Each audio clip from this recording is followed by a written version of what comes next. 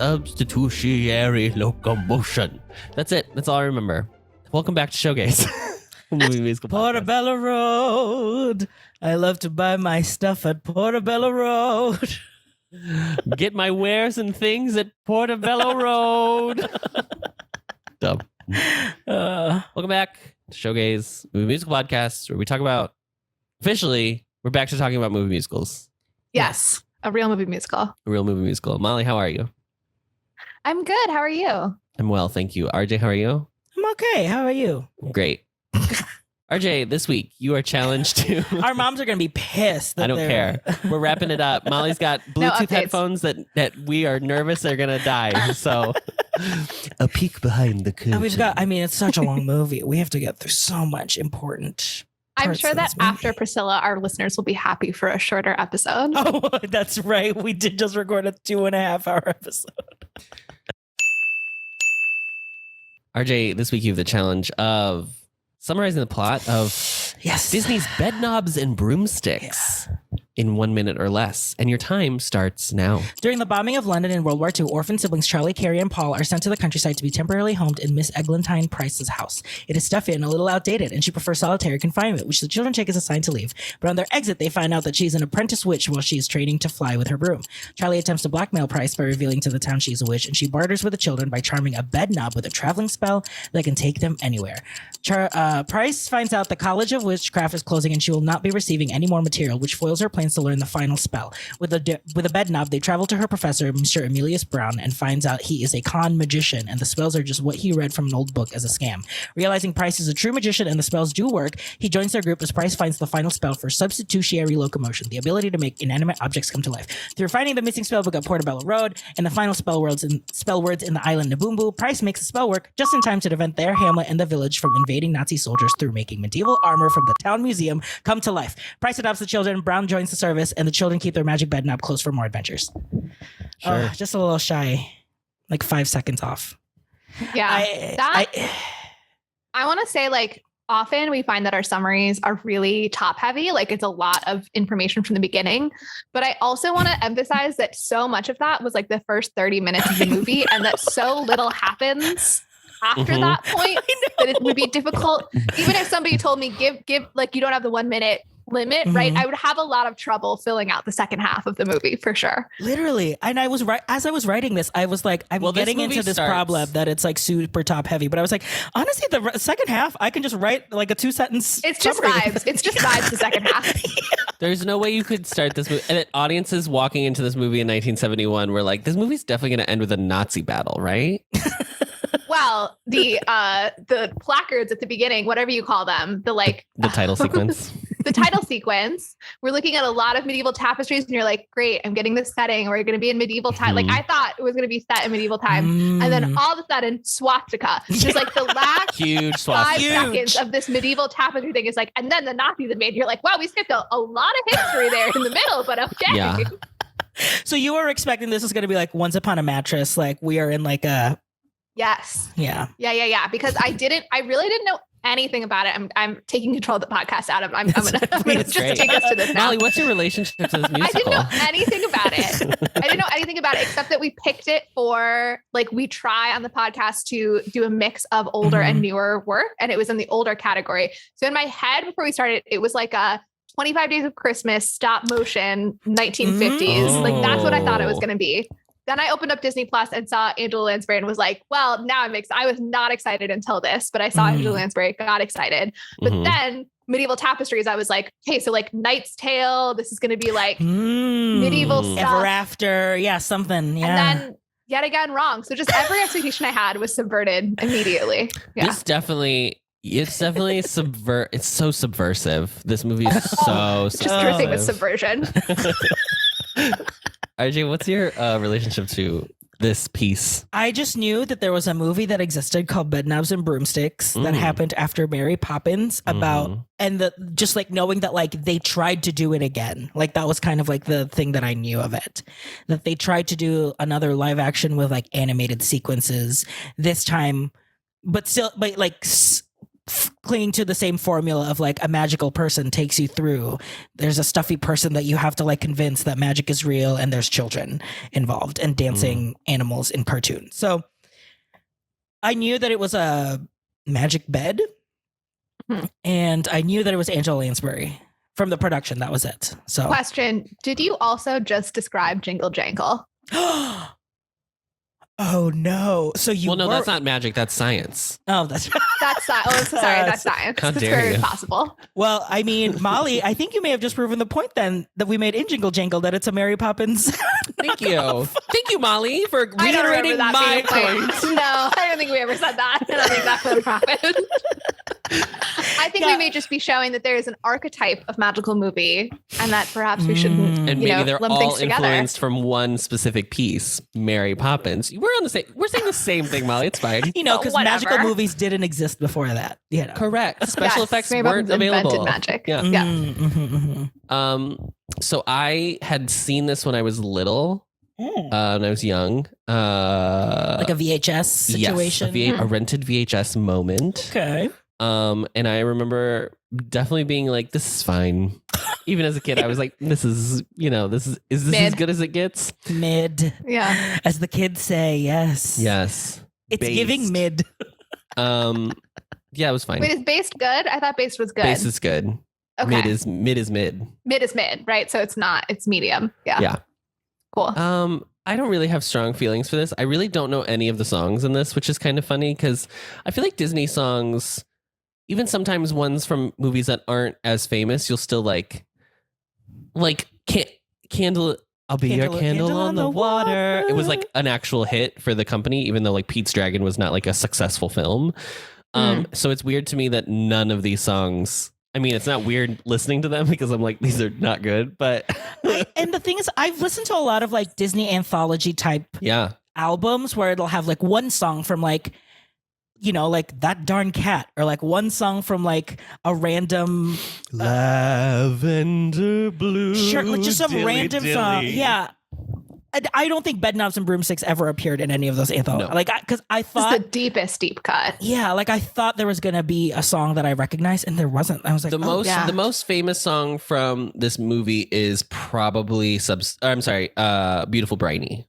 I think that's the one and that is that referenced. one was the song that They're in they the ocean. performed They're in the ocean. ocean. Yeah, Yes. Yeah. With It's the one big that fish. feels the most Mary Poppins-y. Yeah. Yeah. Very much. I mean, it is very mid in that, like, it's not, there's nothing wrong with the songs. You're not listening to it being No. like, this is actively bad. It's just Right. not Yeah. memorable.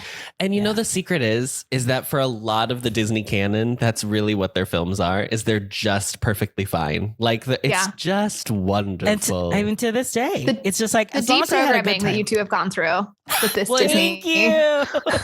I think they're so inoffensive that they're not bad, right? But they're Yeah. like fine. But when one hits and like really like, that's why it's kind of iconic that like the early 90s had so many hits in a row, because it was like the company had never really done that before, where it was like, Okay, so wow. taking Song of the South out of it, what do you think is the most offensively bad Disney movie? The live action Dumbo. Tim Burton's Dumbo. Tim Burton's Dumbo. Yeah. Oof. It was really I haven't rough seen a going. single live action Disney film, and I feel great about that decision. I think that's a good decision. The I most think Cinderella offensively is the bad. closest one that you I've might been told appreciate. to watch Cinderella. Yeah. Because it's like, you know, it's a Kenneth Branagh film. at the end of the My day, pure so. neutral Lily James. Tends to lead. Yes. Maybe the Lone Ranger, when they had Johnny Depp play Tonto. Oh. See, but I mean, like Like I was trying to animated. get it, like, not offensive, like offensive on a like identity political level, but like just it is bad. Would Home on the Range be there, or that? I've never actually seen Home on the Range. I've heard No, me not neither. great things, but it's the Roseanne Barr 2005 animated movie. And wow, what a figure that's aged well in culture. Yeah. Maybe we should do a side quest podcast where we just try to find the worst Disney movie. Yeah. I mean, even Black Cauldron's pretty bad. And there are obviously even the ones that are like quote unquote good. They're like I love Hunchback, but the gargoyles do not work in that film because There's they're always, so they went too far in the opposite direction to try to balance it out. I mean, yeah, it's hard though. I mean, a lot of those like live actions from like when Walt was alive are just like, they made a movie and they did it and it looks fine. Yeah. Yeah. Anyway, so Bedknobs and Broomsticks. So it originally started out as a book called The Magic Bedknob, or How to Become a Witch in 10 Easy Lessons from 1944. It was written by Mary Norton, a British author. The story of that book is that while spending a summer in the country, a weekend in the country, the children find out the spinster next door is a witch. For their silence, Miss Price gives them the enchanted bedknob that will take them wherever they want to go, and they have magical adventures on the bed. And then the sequel comes out 3 years later. It's called Bonfires and Broomsticks, and it takes place 2 years after the first book. The children stay with her again, and they go back in time to the time of King Charles II, and they meet a necromancer named Emilius and bring him back with them. So that still means the same thing now than it did in the 40s, right? It is a magician that plays with like life and death. Yes, reanimating corpses. Corpses. Yeah, that's what I thought. Yeah, it's not. Yeah. They don't cause Nothing's death, changed. right? They just They bring it's not- reanimate And corpses. it's not necrophilia. Yeah. Okay, that's different. That's an important distinction. That's an important distinction. Same root. Okay, we're getting that Latin root of necro. Necro. Mm-hmm. Mm-hmm. Necrotic. But We I think it's interesting understand. because obviously that's where Emilius Brown is pulled from, is that second book. That's the name, yeah. But he's not a necromancer in this film, necromancer. which I think is, a positive That's direction. good. they took I think it's a good that rewrite. story. Yeah. So Bedknobs and Broomsticks. That was it from source material? That's it, girl. That's it. I mean, unless I bought the books and read them, but girl, if I ever worked that hard for this podcast, I need to be getting paid, okay? So you're more than welcome to sponsor us if you'd like to. Write in if you want to sponsor an episode. Write in if you want to sponsor. Yeah, if you have a musical coming out that you want us to review, Mm. be fun. We'll work for money. yeah, For sure. we'll say it's good. Sure. There's a movie musical out in theaters right now we could all go see. Called that? The Little Mermaid. Oh, right. Yeah, Nothing yeah. to talk live about action. there. Not a lot of talk in the cultural No zeitgeist cultural about. conversation. No, not at just all a whatsoever. Plain old movie. Just a movie. Bedknobs and Broomsticks is directed by Robert Stevenson, who also directed Mary Poppins. The screenplay is by Bill Walsh and Don DeGrady, who also wrote Mary Poppins. It's based on the books that I just said. It's produced by Bill Walsh. It stars Angela Lansbury as Miss Eglantine Price. David Tomlinson, the dad from Mary Poppins. He plays Professor Emilius Brown. John Erickson, which I don't know why he's credited in this list of Wikipedia credits, because he plays Colonel Heller, who is in the last 15 minutes of He this was in that movie. march and then at the end. So he's just the lead colonel in that but he was in Like Mary of the Poppins also, wasn't he? No. Colonel Heller is the German, the Nazi. Oh. And that's why I was like, oh, he wasn't even okay. Why is he third billed on Wikipedia? Kind of memorable, I guess. Sure. I guess. Congrats to him. And then John Erickson, Ian Weigel, Cindy O'Callaghan, and Roy Snart play the three children who are Charlie, Carrie, and Paul. Thank you. Great. Disney purchased the film rights in the 60s while negotiations with Travers, P.L. Travers, who was the writer of Mary Poppins, very famously in the film Saving Mr. Banks. They talk about this. While the negotiations with her were going on, while they were trying to get the rights to Mary Poppins, Walt had the Sherman brothers, Richard and His brother. Richard and Robert, Dick and Bob, do work on songs for the Bedknobs and Broomsticks film. Oh, so it was work on this next thing while we figure out Yes. the legality of the other thing. Correct. And then apparently while they were playing him the song Eglantine, he fell asleep while listening to it. So a certified hit. Which is different because I'm going to go back to the facts and figures in a second. But Disney famously, there's the song of Mary Poppins called Feed the Birds. Mm-hmm. And it was apparently his most favorite song. He had them he would bring them into his office on Fridays before he went home for the weekend for them to play it for him. And then he would leave. Walt Disney loved the most boring things. I'll go on record true. and say it. Oh, he's a square. Walt Disney was a Absolutely. square. This man ate minced meat and ketchup. Yes. And was oh my God, Dinner. a hearty meal. So the cinematography of this film is by Frank V. Phillips. It is edited by Cotton Warburton. The music is by Irwin Kostal, the score, Production company is Walt Disney Productions. It's distributed by Buena Vista Production. It was released December 13th, 1971 at Radio City Music Hall in New York City. Wow. Wow. And its running time is 118 minutes. Now, if you're perusing the document in front of you, you may notice that it says 118 minutes, 1971 original version, 139 minutes, 1996 reconstruction version. I'll get to that in a moment. Oh. Okay. The budget was 6.3 million and it made 17.9. Oh. So it made it back. Mid again. Mid. Yeah. Mid. The song I was talking about earlier, The Beautiful Briny, it was actually written for Mary Poppins and then they didn't end up using it, so they just retooled it here. Okay. Good. Julie Andrews was initially offered the role of Miss Price, but she was like, I'm not sure. So then they went Exactly to the same Angela movie, yeah. Lansbury and cast her. And then by the time Julie was like, well, they did, like, she was like, Disney gave me my big break, blah, blah, blah, blah, blah. So I should like do this. She went back to be like, okay, I accept the role. And they're like, oh, sorry. She already has it. And they're like, oh, okay. So it's awkward. So it went just like so that. awkward. It was just like a 2013 rom-com. Ron Moody, who we don't know on this podcast yet, but I think no, it's not on our list. He plays Fagin in Oliver, the musical and the movie musical. He was originally cast as Emilius Brown, but he wanted his name to be top billed, and they were like, no, and so he walked. And then they cast David Tomlinson. Interesting. Fagin That's is what happens sometimes. Fagin is a very similar character. He's a con man. He's a swindler. So it would make sense for that kind of energy. Okay, the original runtime of this movie is 141 minutes.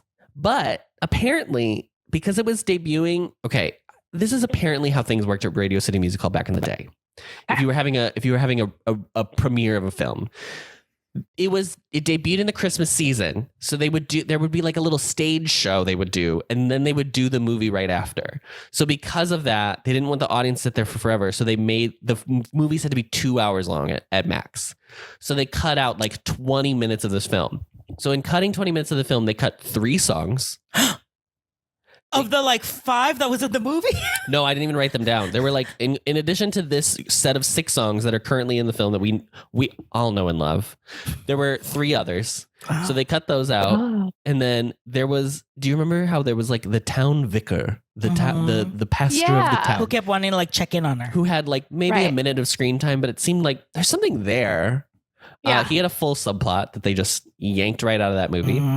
And then Portobello Road was originally like a whole 12-minute sequence that they cut down to 3 minutes. So they were just like chim, chim, chim, chim, chim, chim, chim. That is maybe okay with me. Wait, was the Vickers thing that he was in love with Miss Price? We'll Did never you read know. anything about that? No, we'll never know. Because I read something that said something like the vicar I read an essay that was trying to make the case that Bedknobs and Broomsticks is better than Mary Poppins. So I thought that would be funny to read. And they said something like the vicar who's like amorous intentions for Miss Price or something. And I was like, I did not read that at all in his insistence I to didn't go read that hang at out at all. her house. Yeah, And so I didn't read it like that, but I could see them trying to build like he could be falling for her, and that's the bit, is that like, oh, she's a witch, lol, like the priest and the witch. I just thought that she was like a person who wasn't interested in church, and so he was like, well, now I gotta see what this lady's up to, and so she's a witch, and so he wouldn't be happy with it if he did stumble into her home. I read multiple reviews that were like, Angela Lansbury's sensuality, and I was like, what? I mean, I think she is sexier than Mary Poppins, Yes, who is like for sure. very straight laced. compared There's to that, not really like any But this kind was of not romantic played anything. sexy at all. No, except for the dream sequence when she walks down the train. Oh, tracks. the train tracks. Oh yeah, that was a moment. I mean, is it that we She borrowed that can't- outfit from Kahana Montrese. From the Vegas show. Is it from the that Vegas show. we can't even like Angela Lansbury is like such a eternal like grandmother in our minds that we like can't even conceptualize of her as like a sensual being. That, I mean, there's a little bit of that, but I really don't. I don't get any I don't get sensuality. The only is thing, wild. the only thing was sometimes she had like these coy like looks to like Brown. I think she's more flirty Yes, than flirty like seems a better Mary, word. but like It was weird. Yeah. That's so crazy. The girls, the men were hot. Hot for lands. In the 1979 re-release of the movie, okay, back when Disney used to do that every 7 years, the vault would open. They'd re-release the movie. In the 79 re-release, they cut down another 20 minutes off the film. so maybe telling. that's the version we should have seen. So what we saw on Disney Plus is the original cut. That is the original 118 minutes or whatever. Yeah. Okay. Almost 2 hours exact. Yeah. Okay. In 1996, for the 25th anniversary, they went back into the archives and found footage and stitched what they could together. They brought in Angela for some ADR work. Like they made it a thing, and they got it back to 139 minutes. I don't even know where you can find that version now. And also it's not fully done. Like it wasn't like these were full pieces animated of film sequences that they were cutting out. Like they were this is an idea and it'll take about this much. We have this much footage. Oh, we're gonna have to cut the sequence anyway. So whatever. There's a song that they never can't even find because they hadn't officially recorded it. She'd recorded a demo of it and they were like, oh, it's gonna be too long. There's gotta be Lansbury heads who, want to see any of her additional work. What is that? The doily cart? Is there one for Angela Lansbury's Sure. work? I'm sure. Association something? The original cutting of the 3 songs was the 3rd time this had happened to the Sherman Brothers with Disney, where they had cut songs for time. And so this is what caused them to not renew their contract when it was up. They were like, I'm done. I'm out. So stand your ground. I get it, but I also don't that doesn't seem like just a Disney thing. Sometimes you have to cut songs. I would think that would be a very normal part of being a songwriter. That's true. Yeah. Yeah. I mean, I don't know what it was like back then. I feel like I don't know. I have no idea. But also the idea that they were contracted to a company is ludicrous in today's day and age anyway. I feel like that's just not really a thing anymore. Yeah. Fair. But so this is their last film that they do with Disney. They did do Epcot work when they had reached out to them to help with Epcot, but this is their last movie with Disney until the Tigger movie in 2000, which is quite a stretch of time. But also there's a whole documentary. I think it's still on Disney Plus. You can watch about the Sherman Brothers and how they did not get along. Classic Hollywood story. Disney pushing their own narrative about why the Sherman Brothers fell apart. That's what it sounds like to me. Mm-hmm. A fun fact, some of the medieval armor used at the end of the film is authentic to medieval times, which is wild, but also to the restaurant? Authentic to the restaurant, yes. Okay, good. Medieval times.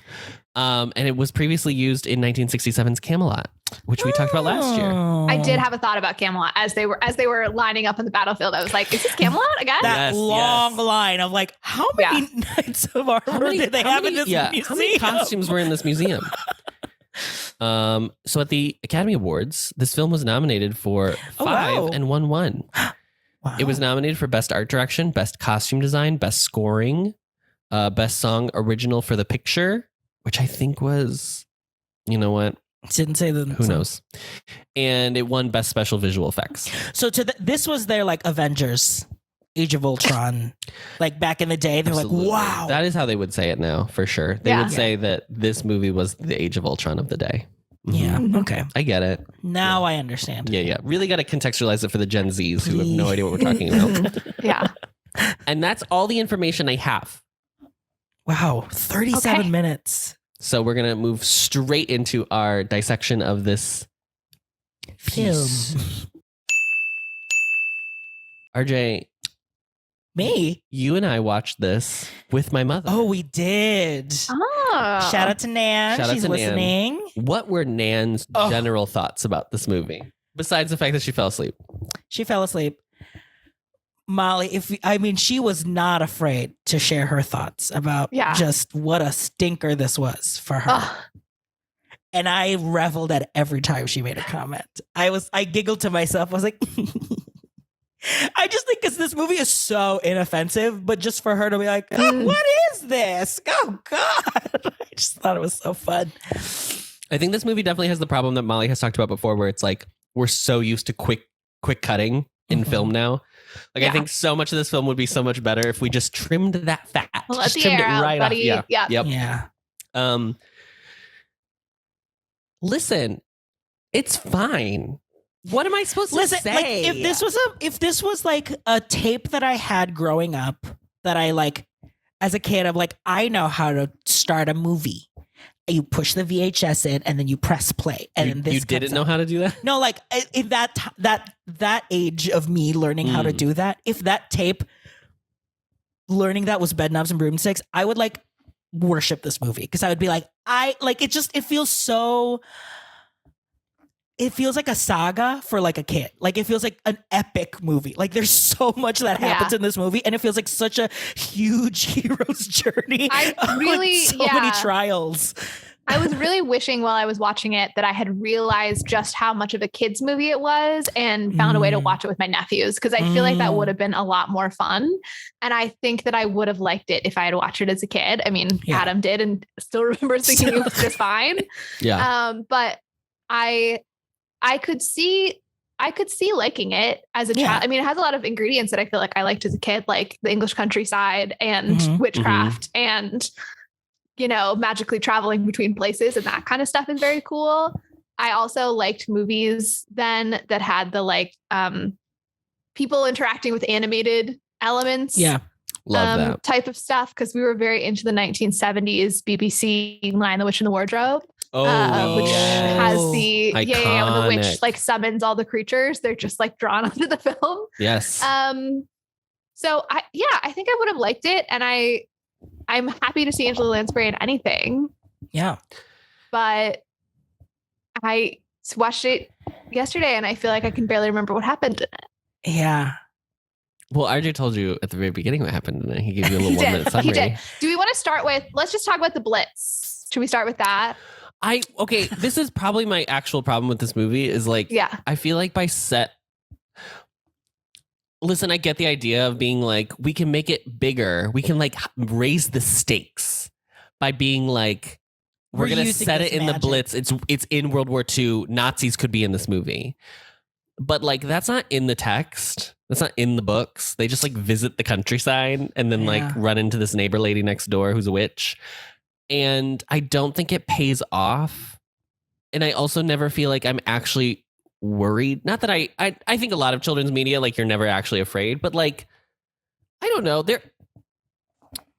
I don't know. I just don't think it super works. And I kind of wish they had just like really focused on being like, it's just like a little adventure movie and it is what it is. There's not like a whole thing. Like, I almost wish that was not necessarily defending the UK, but more like there is some kind of industrial need for inanimate objects to like do human things to help like this town survive. Maybe she was like kind of already solitary and like no one was like, oh, she's not going to help us or whatever. But in fact, she was actually was solitary because she was trying to like be of the biggest help to like use the spell, you know? Yeah. The problem is like, okay, Molly's going to hate that I'm going to talk about this a lot during this talk about this movie, but I mean, I have to talk about, you can't talk about this movie and not talk about Mary Poppins because that is fully what it's trying It's trying to recreate. Yes, the production itself was like, let us actually Which make Mary this Poppins again. was the most money that the Walt Disney Company had ever made. It was its highest grossing picture that they had ever created. So they obviously were going to try to capitalize on whatever that was. They were like, we built Disneyland with this money. Yes. Imagine if we do another one. So I understand, but the Mary Poppins actually, the story, right, is that the family has to learn to come together. Yeah. That is the soul of the film, is that the family has to learn to come together. There is not an equivalent. So because there was not, they hadn't come up with an equivalent. So because there wasn't, they felt like they had to force this external situation to resolve on top of it, which I think like she has to learn how to become heterosexual and make a family. That's the thing that has to be learned, is that they have to become a family unit. Yes. Well, I've turned around the nuclear family. The nuclear family. It's a celebration. It's a celebration of ideals. For the woman to stay at home and take care of the children while the man we should fights lift up for the their suburbs. honor. Lift them up. Rise. Yeah. Rise. Rise. Well, yeah. That was sorry. it. Can I? No, that was it. I want to say two things about this. One is, I feel that they should have done a lot better job at the beginning of making it clear that these children were orphans. Because I did not think that was clear, because most children came to the countryside in the Blitz because their parents sent them away, but not because they were orphans. Mm-hmm. And then the end of the movie, isn't that she's literally what happens in Lion, the Witch, and the Wardrobe? Yes, exactly. They're going to stay with their uncle. Yeah.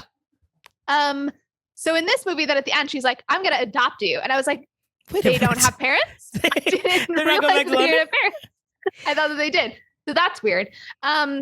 But two, I think it's interesting to think about this movie and being set in World War II as a reflection, a cultural reflection on World War II, because it was made only 30 years after the end of the war. So they presumably thought that a lot of the people watching it would remember the war, right? And so I wonder to what extent they, I don't know, like almost were like letting people process trauma through creating this film. Like it's not for kids who went through the war, right? Because the kids who'd be watching it would be not people who were alive at that time, but their parents would have been. And so there's like a sense of wonder of like, what if all of that could have been defeated by like a little bit of magic? Okay, you know, so like there's let's talk about the Nazi battle, because I did not think that we were meant to understand, like, and then this is an alternate history where this ends World War II, right? I think that it's just meant to be one offensive of many, and so it got lost in the shuffle and whatever. And so I didn't think of it as like Angela Lansbury has won World War II, because that would be truly wild. And that's the version of history I want to live. And that's what I want to watch. Yeah. I think it's meant to be High more Castle, like, but like put it the opposite. It's Inglourious Bastards. Yeah. I think it's more like, what if when you maybe had to go away during the Blitz, like you got to stay with this fun witch and you like went on some adventures and then you got to contribute to the war effort. Like, I think it's more that kind of thing. And I was trying to think while I was watching it of what would be a good equivalent in our current times of like, what would people be processing? And the best I could come up with like was the Troubles in Northern Ireland, but that wasn't impacting enough people that I know in order to like really make a comment on it. But yeah, I guess we didn't have a large scale war in the 1990s that Americans dealt with. And so I don't have a good equivalent. I also think this is like coming after Sound of Music too, which obviously has like a Nazi component in that film. But I think... What year was Sound of Music? Sound of Music is 66. And I think, or is it 65? It's one of those. I think it's 65. Fake fan. But I think that Sound of Music is like, I think it gives the Nazis proper time throughout the film to establish their menace and like be an actual villain. And so at the end, you are genuinely like scared for them that they will be found out. I mean, it's not just it's a kids movie where it's like, this feels like a kids movie that's being branded as like family entertainment. Whereas like Sound of Music is for everybody from all walks of life and all across the world, because it's like the universal story movie than a kids movie. Yeah. Sorry, I got really passionate there. And so that's why I think like the Nazis seem cartoonish in this, which isn't necessarily, I don't know, a bad thing. I think it's fine to like treat them a bit silly. Yeah, I really like the battle. Like the battle itself, I was like, oh, this is so fun. That's kind of the most entertaining part of the movie, honestly. Yeah. Except, we have to talk about I looked this up. I think it's automatanophobia. We are diagnosed. That'd be Molly, did you have to take a Xanax to watch this movie? I didn't even think about this, Molly. No, okay. I don't. Yeah, no. But okay, I was mostly for whatever reason, like the night dress. Yes, fine. Shoes, whatever. Oh, yes, because you could have shoes dancing by themselves all day long. I forgot it starts with her clothes in the house. Yeah. Right. The stockings. What I could not deal with were the stockings. I wanted to crawl out of my skin because they were like fully stretched when out I like saw a full those calf. Stockings. So we've honed in on the phobia, which is it's disembodied legs, because it was the stockings and then also the pants. The pants didn't make me feel as bad, but I was like, okay, I don't love the pants. I'm not vibing with the pants at all. So I did not like that. You should watch. Have you seen the movie Onward from Pixar? I feel like I have. No, those ones don't freak me out. Okay, because What? that's I full don't pants. know. That's I think with that's a the man with stockings, it's pants. also that they're like the stockings are like flesh colored. Yes. And So it so looks it's And like they're they're very big and like whatever. It seems It's like too- they are too stretched out. Like those would be the Yeah. biggest thighs in the world. Yeah, because it fit I don't know whatever. that I had that thought. Oh my I think God, maybe that's you so haven't funny. seen a woman's legs up close in a long time, Adam. But Oh, it's I been so think long that it's since more You that, don't know what I do on the weekend, Oh, Molly. okay. I'm so Okay. sorry for making assumptions. I got I a bunch think of disembodied legs in my closet right now. I think it was just that the stockings felt too close to a real real legs. instead of Mhm. like, haha, this is for fun Right, and they're fantasy, not- and they're not really. Yeah. They were like fun colored socks. Yes. Oh my gosh. A fun pair of socks. I think I A could buy little with all day. mismatched. Yeah. Yeah. I get what you're putting down. Molly. What is you. it Yeah. called again? Automatonophobia. Automatonophobia. But so apparently automatonophobia is like, it's fear of like mannequins and automatons, like robot, like that kind of thing. And so Robots, it's definitely, yeah. it's like a more specific subset of it because I'm not like, I don't like walk around a store and I'm afraid of the mannequins God. being there. Just imagine And Molly there at probably Macy's. are just people. I'm sure Molly, that I there are want to people make who a deal with TikTok that. with you where you just like go through H&M and you're like, oh God.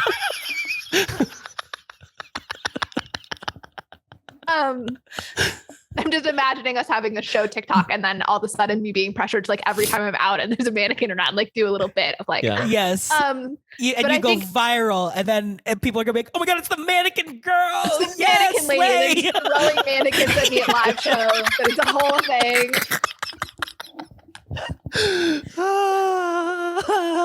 So I have a more specific subset, and maybe listeners write in if someone's like a psychologist with a specialty in With this this. phobia. If there's a name for the more specific thing that I have, which I feel like is those things coming. But I assume that like those things coming to life is kind of the baseline Mhm. of why most people are The unnerved root by them, of right? it. I mean, I it's, will it's say- too close to being a living thing. we were Yeah. watching the movie and I was like, in the battle sequence specifically, I was like, if they scored this movie a little differently, this would be a full horror film. Like it's Yeah. it's not shot like fun and jaunty. Like it's only that it's like scored like very like Yeah, it's like menacing knights about to impale. and they're all like just stiffly walking. Like there's no like Yes. character to them. They're not like They're not soft chewing. right. They're not the shoes They're that are not the soft shoes. shoeing. Yeah. They're all just like marching. Yes. Yeah. Ooh. There's something No, very you're right. There's Scooby-Doo no- about it, actually. There's I don't no know what like, it is. there's no personality to the different clothing pieces and suits of Mhm. armors and stuff. They are different because they are made up of different bits of clothing, but like there's no sense of like that's the wacky one and that's kind of the leader and that's there's none of Yeah. that with the It's just they've come to Figures? life. Like there is just life there. Also, but, it like, is no funny soul. that reveal of the like entire landscape is just filled with suits of armor. I was like, okay, all right. That was how I felt. From 5 words. She spoke 5 words in every single suit of armor across the galaxy. Look, let me also say this about this dumb spell she has to learn. Okay, when they go to Naboombu, is that the name of the? Okay. Yes. So she's discovered the guy's a scam. An island she like goes to nation talk to state. somebody. Yes. They go to this island nation. We'll have to go back to a lot of this information. Yes, but yeah. the point is, they discover she wants this spell that can make inanimate things come to life.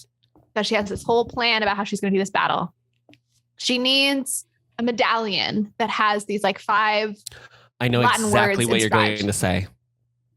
Okay, well, Okay, first, Mhm. they see where the medallion is and they do this whole ploy to get the Mhm. medallion off of the king Yep. when they could just lean in and read these 5 words. They don't need to own the medallion to learn. It's 5 words. You don't need to physically have it in your presence in order to remember it. And then they do steal it from the king and they travel away. And then they discover like, oh no, you can't like transport it to the regular world. So it's gone. And then she can't remember what the words are. And I was like, ma'am, That was we did this whole thing for that. The idea that you wouldn't immediately see it and be like, let me repeat this back to myself 100 times because I need to know this spell. And that's the whole reason. The lack of forethought. I also to feel not like try to learn these 5 words. I also feel like that was a thing in the movie where it was like, she's so bad at remembering. But that happened like halfway through the movie where all of a sudden they were like, your memory. And I was like, no, that was just because she was a woman. You missed that part. Was that they just were like, she's a woman, she's disorganized, she can't remember things. There was actually a lot of famously women who, okay, whatever, it's fine. It's just like very bizarre. I was like, that's never been a stereotype of women, has it? Is it? Oh, they're sure. disorganized? Yes, very much so. Because we're not logical. I know. I just always think of the fact that women are secretaries. Or were at the time. No, very much that men are logical. They can like see what's important. They can like put things in order. And women are just like these pure emotional beings who just like exist on impulse exclusively. Yeah. Yes, we're sprites. Yeah. Yeah, we get it. We're saying the same thing. No, what I thought you were going to say is the fact that it ends up being like, it was in the comic book. Oh, that I thought was very funny. I really liked that idea. I didn't like that either because he was like, you guys never listen. Opposite things. You're not yes, she's like, oh, I like that. I liked that. Oh yeah, I didn't like that. Yes, I hate it. I agree. I didn't like it either. I agree. You're right. It was bad. I didn't like it because he was like his whole Paul, the youngest brother. It's like no one listens to me. He was like, no one listens to me, and I was like, that has not been a through line of this film so far. I would need you to at least one time have had someone not listen to you for this sequence to make sense, for this to land. I, as the youngest child, immediately understood. Molly, I too am a youngest child, so don't sit. We're all youngest children, in fact. I'm the only youngest child here. I want to speak for the youngest community. The community. I really felt represented in that moment, and representation does matter. Yes, matters. Well. The spell she uses to create the substitutionary locomotion.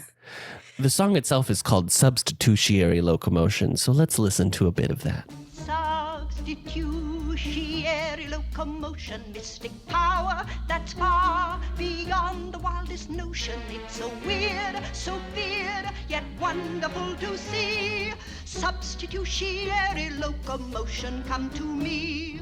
Traguna, Macoides, Tracorum Satis Dei. Traguna, Macoides, Tracorum Satis Dei. I don't want locomotion. You could say the source of Molly's fears. Without the spell, the fear wouldn't exist. I like the magic of this movie. I will say it is visual effects wise, especially knowing like what was going on in 71. Like it is very impressive, like what they're able to accomplish. I read this thing where Angela Lansbury like talked about how she hated making this movie because basically every frame of this movie, because so many special effects were happening, had to be storyboarded. So she didn't get to like do the actor thing and like feel the moments in any kind of way, because she had to like just hit. It was going from mark to mark to mark to mark. Yeah. And so she was like, it was very annoying in that regard. But I mean, she still did a good job making it on that. I think it didn't feel wooden or anything. She's so good. She's so good in this movie. I genuinely love the Good Witch character, and it was so nice to like see it in Disney, like to see it in a Disney film, like actualized. Yes. And I also will say, as much shit as I give this movie about literally just trying to recreate Mary Poppins, she is not Mary Poppins. No. Like there are similarities, right? But like they're not just recreating that exact character style. Like she is her own character. She, I feel like, is a much more classic witch in a lot of ways, of like literally riding a broomstick and just having this kind of kooky house and a black cat. Like Mary Poppins is sort of like, I guess she's technically a witch, but I don't kind of think of her as a witch necessarily in the same way. Yeah. But this is like a witch. Yes. I tried, by the way, on the topic of the like technical details, I tried to read an article about those things, but I have very sad news for everyone, which is that my library access has finally expired at APW. Oh, I couldn't. I found it on ResearchGate and I requested it from the author, but she hasn't gotten back to me yet. But everyone, just so you know, because I'm going to be doing this a lot more now, you can always email authors of articles you want to read, and they will often send them to you. I did this like 36 hours ago, so I wouldn't expect this person to get back to me yet. But yeah, I couldn't read the article that I wanted to. That was the article that was that this movie's better than Mary Poppins. That was the article? No, that was just an essay that I read that. And when I realized that I wasn't going to be able to read the academic article I wanted to, that was just, I think it was in like Polygon or something. Rebound essay. I want to know, what was their argument? It wasn't that substantial. I couldn't even pull out for you anything specific other than I think they were just trying to be contrarian. They just were this is actually delightful. This is very fun. She's so kooky. That's basically it. Yeah. Huh. Interesting. Wouldn't you want to travel around in a bed? Yeah. Of course. I also would want to travel with Mary Poppins. So. Yeah. I want to do both. I think that they think that like she's more fun. Like Mary Poppins. Oh, yes. Because Mary Poppins is like a disciplinarian. She's ultimately. Yeah. And Miss Price is disinterested in children. She warms up to them so quick. Yeah. She's literally at the beginning. She's like, "Oh, I can't take these kids. I actually hate kids." She's one of those. A kid hater. A kid hater. A woman who's a kid hater. It's disgusting. But she's very like, no. And then like 15 minutes into the movie, is like, "Oh, we're having fun." And I was like, pfft. Like she was like trying to get Charlie to come on this trip with them, and I was like, "You don't care. You don't care about him, right?" Yeah. Did you feel that? That's true. Although I don't know. It's also like I don't feel like we see her embrace a maternal relationship necessarily either. That's true. Yeah. Which you could argue is good in that it's like a different, but it's funny because they become this nuclear family unit by the end. Yes. That I just feel like they just are kind of peers. Yes. I was like, you never really have. Yes. They're like, we are a project team and this is the project. We're here. We can contribute what we can. And it's more that she falls in love with Mr. Emilius Brown. Mr. Brown, who we could talk about. We could talk about him, but why would we? You know what I mean? Well, I think we should talk about that she is a witch through a correspondence school. So this is the original TikTok witch girly here. I do kind of the idea that, okay, here's what I will say. I think this is from the original text, right? How to be a witch in 10 easy steps or whatever. I love that she is like a witch by post. Like she's like getting spells via mail. Like that idea of like a witch in the modern era has to deal with bureaucracy. You have to go to the post office. You have to send out the mail order for the spell to come back through the mail. Hopefully it doesn't get misdelivered or get lost in the mail.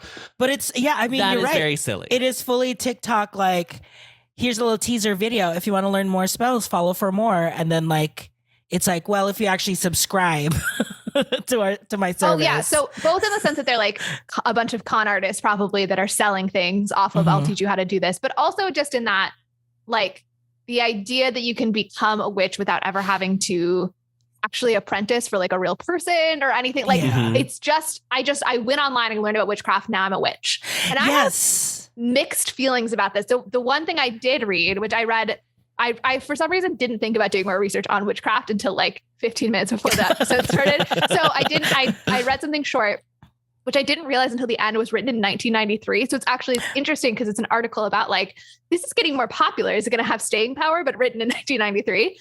So apparently a very core idea of like Wicca and like other things in like the pagan tradition of witchcraft, which the author article says is like, it's kind of like Christianity of like, there's some core beliefs that everybody has in common, but there's not just one tradition, right?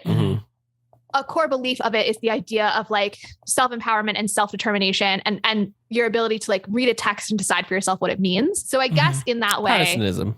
It's a different text, right? So I guess in that way, I see the legitimacy of people who like learned how to be a witch off the internet and that's how they're doing it, because it seems weird to me because like as listeners, this is gonna be a surprise because we never talk about it, but I was raised Catholic and I would find it weird. What? I know. I would find it weird if I like encountered someone who was like, I'm a Catholic, but I've never been in a church. I just like have read a lot about it and I believe it. So I'm a Catholic now. I would find that odd. So I guess it's just that my religious practice has like, you know, my background has a lot of that pillar of like an institution and traditions and like gathering communally. So it seems odd to have a religious practice that doesn't have any of that. Like I just learned about it and now I do it. And that's as legitimate as anybody else. Comes across as odd, but I guess I'm trying to be very respectful of the fact that there are people from this is like a very deeply felt religious practice. And another interesting thing that I read in this article was one of the people they interviewed said basically when things get tough, when we're in times of crisis, there's a desire to like return to something that is old and simple. And that as Christianity has turned more and more people away from people have been turned off of fundamentalism, that if you really don't want to become a more fundamental Christian, this is kind of the other way you can go. If you want to like go back to old traditions, is you can go back into paganism and into witchcraft as well. And I think that's interesting. And I think where I struggle on a personal level to understand it is like, I'm just not a spiritual person. So I don't have the same impulse of like, when I'm looking for simplicity, I'm not looking for a simple spiritual practice because it's just not how I sort of personally deal with things.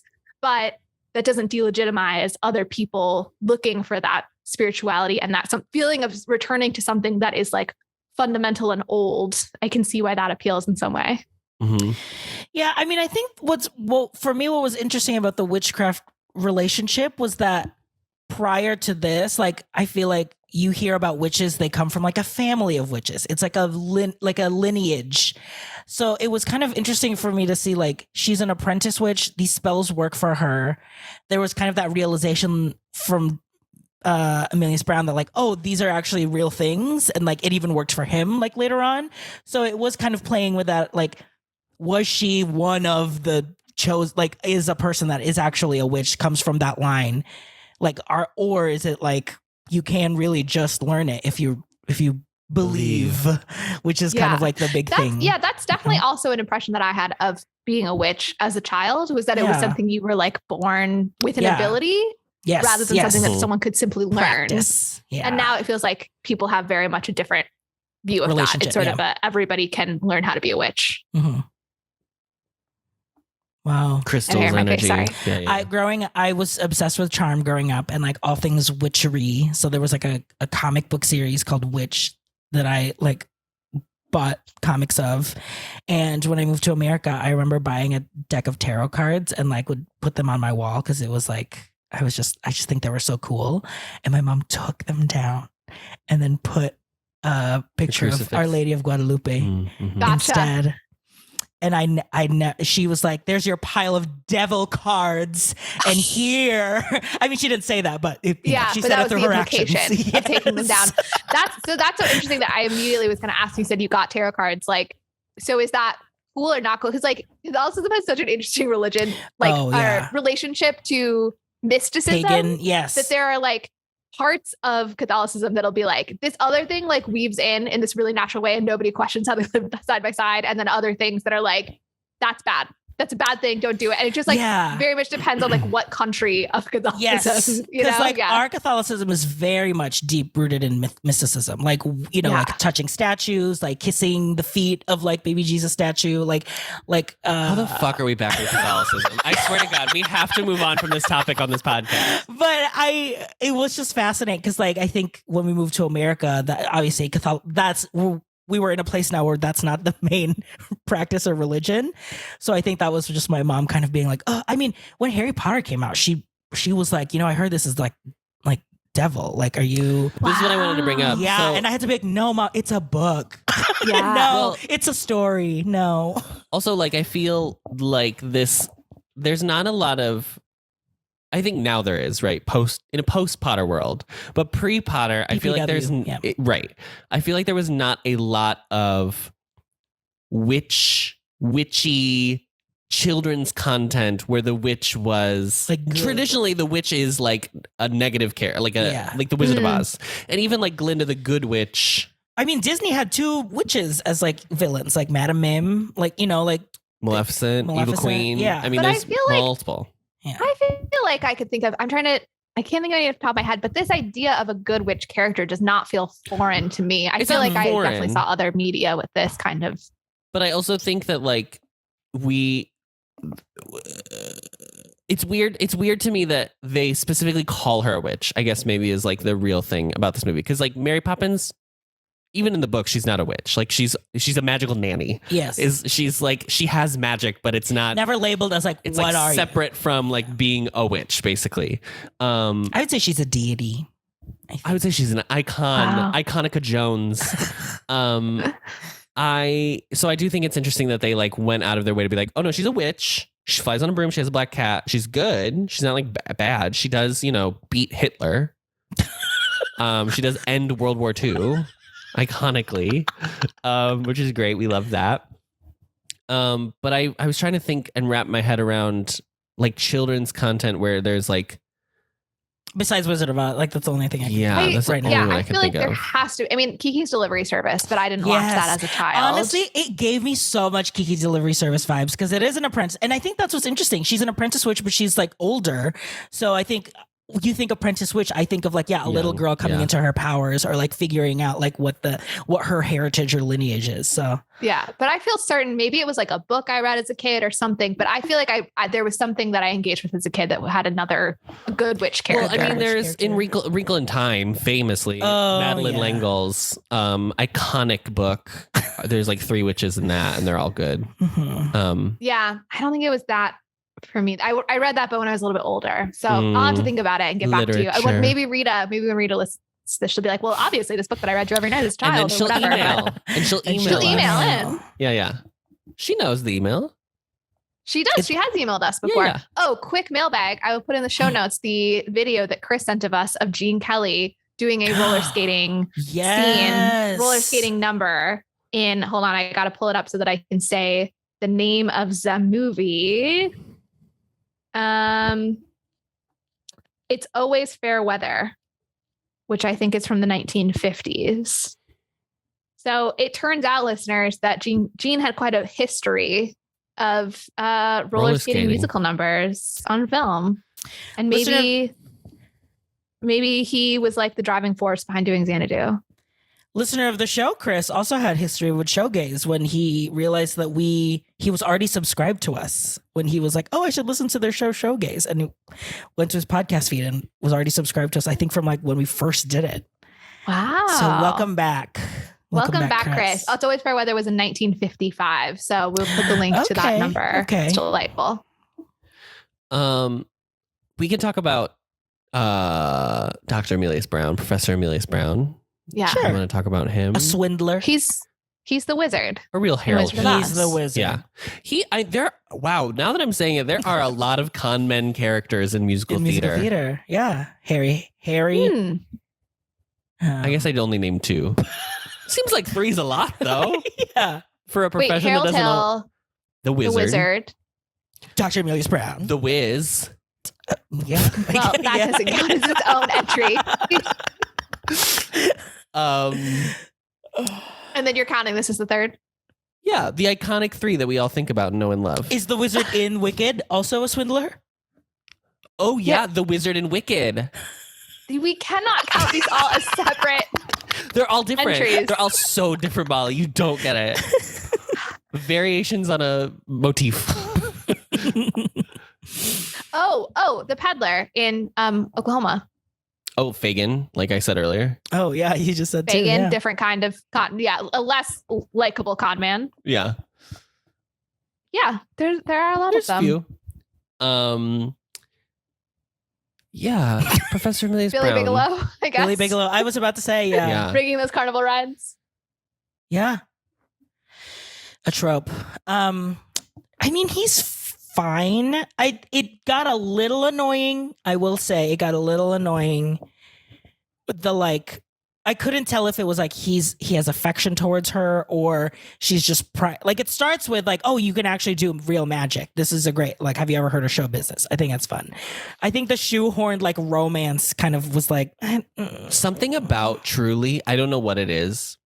As soon as he was like, I have great ideas for us of being like Professor Emilius Brown and his assistant, my brain turned off. As soon as it was like, we're going to talk about show business, I was like, no. And then when the plot picked back up, I was like, oh, I'm away. It was like Truly. Oh, so Something Your happened, like brain it turned triggered off you because off. you were bored, not because you were so offended by the concept. I just took Of it as like, well, entertainment. here we go with the audacity of men of him being like, you Oh, can yeah. do real Well, magic. that. Oh my God, I could have you be my assistant. Assistant. And then I would make so much money. Yeah. Sir, why would she work for you, sir? Right. I mean, yeah. No, mine was more just like, this is so inconsequential, especially because like it doesn't pay off. No. It's not a thing that even pays off in this movie. No, because he ends up not But doing he it imagines her anyway. as his assistant when he's sleeping Oh, on the sexy. train Sexy, station. sexy. I had forgotten about the poster with the assistant for like a full 10 seconds of that sequence. And I was like, where did he come up with this With this outfit? I idea. mean, it's a moment, but like, why? Every comedy queen's got a saloon girl look. Yeah. I mean, I kind of liked, only because I wasn't all that interested in the swindler part of it, other than it was like funny as an idea that she was successfully learning magic off of someone who didn't believe in any of it. Yes, exactly. And I wasn't interested in the idea that they would go into show business together or whatever. I kind of almost liked the shoehorned romance because it gave me some other reason to care about him being in the movie. Yeah. And I did think it was sort of sweet that when they're in Nabumbu that he volunteers to like go be the referee for the soccer game. And it's a very like, I'm gonna go be a protector or whatever. He's supposed to be like a smooth in a very silly talker, way, but like he gets them out of scrapes or whatever, but right. fine. Yeah. But he does take them to a beautiful land. Well, two beautiful lands, I guess. The first one Portobello Road is a beautiful marketplace. called Molly, you've Portobello been to Road. London, right? I have, but I went when I was like 12, so I don't remember it very well. RJ, you went to London. I went to London, but I did not go to You did Portobello. not go to Portobello. But we Road. Googled it because we were Googled like, it. It is like an open air market. yeah.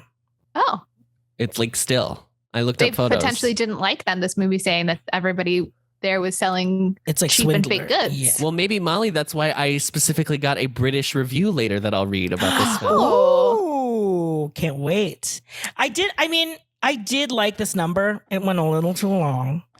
But You know what? Here's the thing. I think this is the strongest number of this movie because yes, it's long. I will agree it's long. But I liked that it had like an idea, and I liked that it was like London is so like multicultural. Like I liked the idea that there were like different groups of people all dancing together. yeah. That's The it. dances themselves were a little bit Punjab and Annie. Yes. But the idea, as I was watching it, I was like, okay, some of this is very stereotypical, but if I try to remove that element, the idea of like, here's a part of the city where every group can come and be celebrated, that's very beautiful as a concept that would have been executed better in a more In contemporary 2023, context. hopefully. Yes. Yeah. I also don't think any of the characters who are supposed to be South Asian are South Asian. I'm just gonna go out on a limb and I'm gonna say there's some makeup going on. Musical theater just does not understand how to have any relationship to the Asian community, is what I've learned through the years. Mhm. It's the one that they get a pass. So it's like, oh, it's fine. Oh, you're issuing a blanket pass? Is that what you're saying? No, To Hollywood. That's me saying their justification. They're just like, it's close you enough. gave your racist They won't get people, mad it's about fine. it. Yeah. I did like the Trinidadian dancers. Let's listen to a little bit of Portobello Road. Water for crystals. Napoleon's pistols, society heirlooms with genuine gems. Rembrandt's El Grecos, Toulouse-Lautrec's. Painted last week on the banks of the Thames.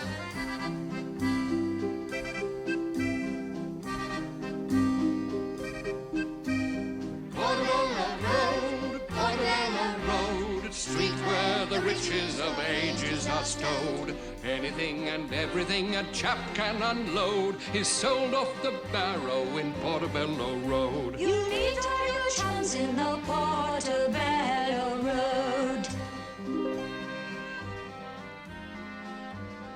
Yeah, I like the Trinidad or Jamaican or whatever. Caribbean. The Caribbean dancers. That purple Yeah. dress that she had on was the most beautiful shade of purple I've Gorgeous. ever seen in my life. And it felt so lived in. Like I could feel that they were like, these are actual dancers. They have an It's ensemble. the best part of that number. That one, And- I'm guessing that those were authentic like those are people who actually are trained in that like, dance style. yes. And it was great because it was towards the end when I was really losing interest. And then all of a sudden I was like, well, this part I like. Okay. Ooh, Yeah. she perked me up. Yeah. And I love as they were like trailing off, just all the like white Londoners, just like, yeah. It's interesting because yes, they all just follow them. Ooh, conga line. It's interesting because this is obviously supposed to be their replacement for Step in Time, which is the 10-minute dance sequence in Mary Poppins. And Step in Time has like different levels and story beats that it also like does during the song.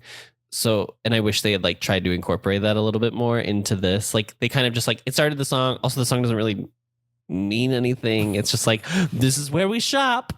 This is the mall. What if they fully were like, this is the equivalent of like, we're at the Twin Peaks Mall. Like that is the song that they are singing right now. And then they're just like, people, what is that iconic local mall? The local commercial? mall from like Jersey or whatever. Hairdos, backpacks. We'll play it. I have to play that. Do you know what we're talking about, Molly?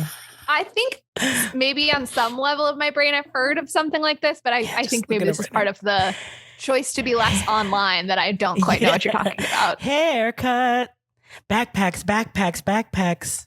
I've seen the clip of the woman in New Jersey who's talking about how great the curtains are in the shop that she goes to. Oh, Have you yes, seen that one too. Yes, yeah. I put it She in the just couldn't chat. believe what a great deal it was. Yeah. Backpacks. Pause, everyone, please.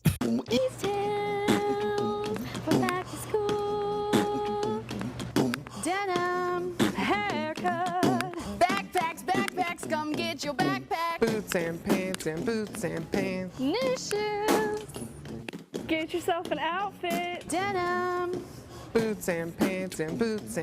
haircut, new shoes. So get yourself back to school with these tips. Haircut. Okay.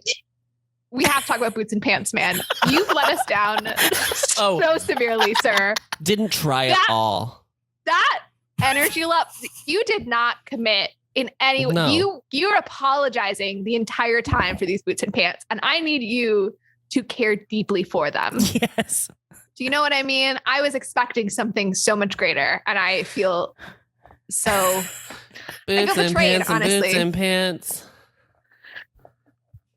Boots and pants. Boots and pants. New shoes. do better. Do better, boots and pants.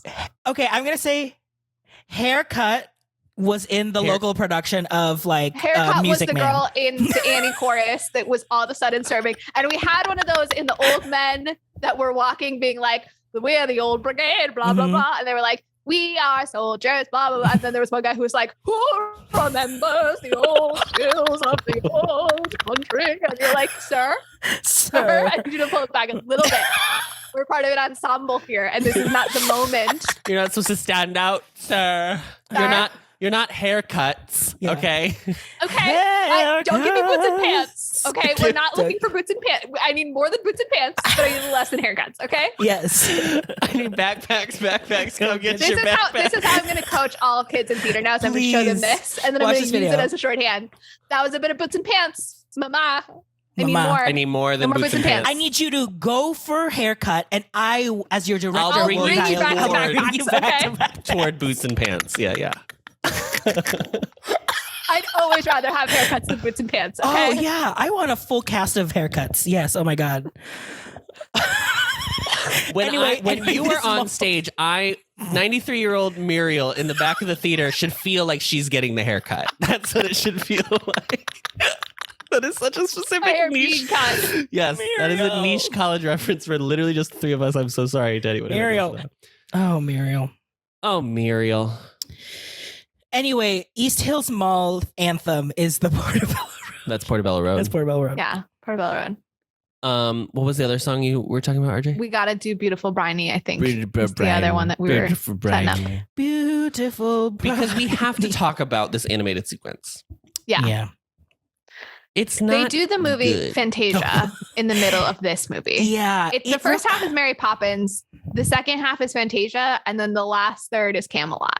That's what the movie is. Ooh. What do you mean by that? I mean, I see what you're the three acts of the movie. I won't explain. Yeah. The first is Mary Poppins. The second is what? Fantasia. Fantasia. It's a full animated movie. Interesting. Yeah. You also And don't then think it's Mary Poppins? Just the beginning of Camelot or just the end? What's the part where he's like, boy, go tell the world about end. this place of Camelot? I think it's the beginning and end, right? It's both. Yeah. It's a bookend. The bookend. It's just the bookend of Camelot at the end. You don't. Okay, so I think this is interesting. I would not, as someone who has watched Fantasia probably more recently than Molly has. Okay, here we go. Probably. Seems I would safe. just say this is not Fantasia. I would say it is trying to go for that sequence in Mary Poppins. where Yes, of they're- course. There's I've seen Mary Poppins. I know that there's a sequence in Mary Poppins where they go into the sidewalk and they do the whole thing, two-dimensional, supercalifragilisticexpialidocious. I've seen it. Also- The thing is that this is just vibes. And I guess you could say that the part of Mary Poppins is like also not super plot driven, but like I just feel like the way that we just take our time the in these song sequences. Beautiful Briny is vibes. Yes. That's what you're saying? Because by the time we got to that fucking soccer game that lasted, I don't know, 36 minutes, I felt like I was actually watching a soccer game. I was like, we have to end this. We were this has to straight be up watching done. a soccer game. I was so mad. I've become a soccer fan, so I enjoyed understand it. what but you're yeah. saying now because I only truly think of that sequence as Just the before- longest as the game of soccer? soccer game I've ever Gotcha. seen. Gotcha. No, I understand. Yeah, you're right. It is vibes. It's vibes and energy. Because it's just like very psychedelic. Let's go to a jazz hall, baby. Let's dance. Yeah. And then just the most menacing fish hook. Like in Fantasia, like Chernobog descends into the ocean of this like sharp fish hook and everyone just like runs. I had a sense memory when this happened. So I, as a child, We're at one scared. point was like, there was some time where I was watching TV late at night and I saw a bit of a movie where there is a child who is locked in a treasure chest that's been like thrown overboard or something. And it's slowly filling with water. And it was so horrifying to me. And the way that they got hooked and started to be pulled, I had a moment of like, is that going to happen? Is this the movie that I saw a little bit of? And is that going to happen? And I had such a need to know that I stopped the movie, looked up the plot of the rest of the movie to read To be the like, plot was this summary on the movie? Wikipedia Yeah. before going back to it, because then I was like, okay, no, it's not going to be a treasure chest. It sounds but like it was. Did you find what that movie was? No, I did some more Google. I feel like that's one of those things. I think we all have these things where like every 6 months we remember something that happened in our lives and we're like, let me try to do some investigative Googling to Was try that to find real? it. Was that So I like do that every yeah. once in a while and I've never been able to find it. So listeners, if Listeners, you know, It a sounds like child's- Hook a little bit. Like it sounds a little Bernstein, like No, because I Bernstein definitely Bears, saw yeah. Hook and like I would remember if it was in Hook because I It's saw not it in all Hook. the way through. okay. I think it was Hook also like a has they 60s, get pushed off 70s. the ship, but yeah. Yeah, based on like what I remember of the quality of the film, I want to say it was like a 60s or 70s movie. Okay. I assume it was a kid's movie, but maybe not. Maybe it was late at night and I was like literally going through channels and it was not at all for kids. I don't know. I don't think the scene was like horrifying enough. It didn't strike me as like, oh, this is a horror movie or something I shouldn't Yeah, be But watching. you Do you still know what I have mean? residual trauma from it. But I don't know. It just like filled my brain in this weird way that I need to know if anyone's seen this movie. Please, this is a call to action. Yeah. If Molly, this scene reminds the only way for you to overcome it is to have it happen to you. So you need to get in a crate. And You need to go away. You need to not talk to me. And then there's a pair of stockings that fill up with I water hate- next to you. I would rather see the stockings than to than be pushed in in an water. enclosed space that's slowly filling with water. Oh my Yeah. gosh. Wow, so Phantom must have been hard for you. Because there's that No, sequence it's in not. Phantom. See, this is oh, I weird. cannot explain to you why some things trigger my fears and some things don't. But like, no anxiety No about pattern. the whole. It's really just this one. Yeah. the image. It's got to be a more enclosed space than that. I think it's because that cavern is big. So even though he's like tied down, it's like less freaky to me than being in like in like a box. crate. Hmm. Oh, I know what I'm getting from Molly for her birthday. A crate. A crate. Crate and barrel. ship yourself to San Diego in a crate. Yeah. RJ, you wanted to talk about Beautiful Briny. I did? You were the one who brought it up. Beautiful briny. I don't even remember. Sweet. Sweet fish, I'm here.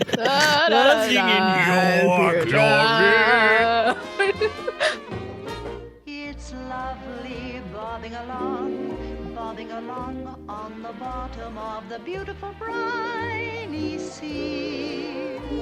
What a chance to get a better peep at the plants and creatures of the deep. It's grand when you're dancing on the sand. Each glance bubbles over with romance.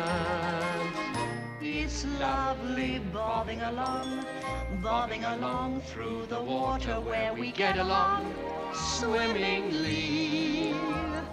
Far from the frenzy of the frantic world above, two beneath the blue Could even fall in love. bobbing along, singing a song on the bottom of the beautiful briny sea. Bobbing along, singing a song on the bottom of the beautiful briny, shimmery, shiny, beautiful briny sea. It did remind me of, I kept thinking about Mary Poppins, but I think my mind was going to the Mary Poppins Returns, where they go into like a big tent and there's like a party. Because I was like, I feel like there is another animated sequence that I've seen where it's like they go into like a club and it's like fun and dancing like this. But I have never seen Mary Poppins Returns, so I cannot comment. well, lucky for you. Don't. That's what I've heard. So, Like I said, I watch no Disney remakes, which I know that's not a remake, it's a sequel, but still. Mhm. Yeah, this doesn't have, I don't know. It doesn't have the same charm, but it is No. fun to like see. It's fine. Yeah, it's I like the first half of the sequence better than I like the soccer game. Yes, because then it turns into a dance competition and she wins it. She gets a trophy. And so now you're getting weird, like, I'm holding an animated trophy. That I see. I don't have a problem with that either because Mary holds the bouquet of flowers and they turn into butterflies. It's fine. My issue, not even issue. I liked that when they are dancing, but they're swimming, so they're kind of floating. I liked all that. Yeah. I like the first sequence when they're under the water. I think that's fine. I wish that the club. I wish I don't know, because it's hard because it's underwater, so they should look like wet or something. I don't know. There's something about it that like my brain doesn't. It's not as There's clean as when they're on land. Absolutely no addressing of how they're breathing here at all. No, absolutely not. No. And how they're not wet or they're like, yeah. But I like how her skirt is fully like down.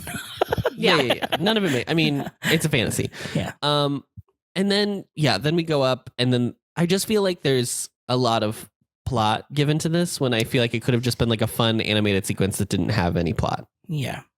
Oh, just like in Xanadu, like that fun animated sequence with no plot. Well, not necessarily. I just feel like sometimes